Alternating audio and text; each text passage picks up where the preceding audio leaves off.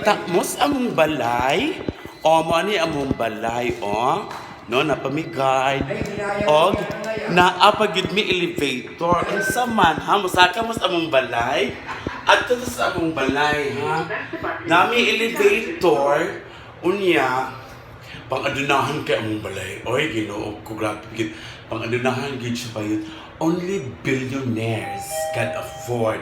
No! Ikaw bayuta ka nga, presidente siguro ka ng fans club ni Pastilan Abuloy. No iring kay kagbatasan bayuta ka. Oy, sungkaban kay kang dagko. Meaning, kusog kayo mo manghot-hot anang mga taong inyong mga nangauto.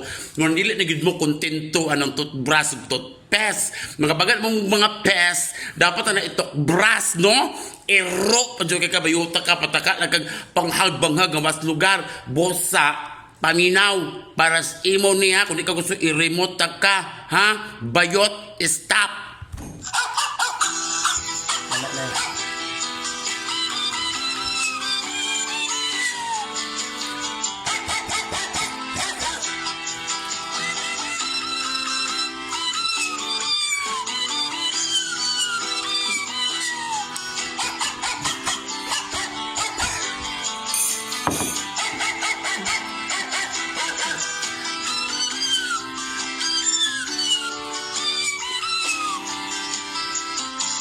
Manigas ka!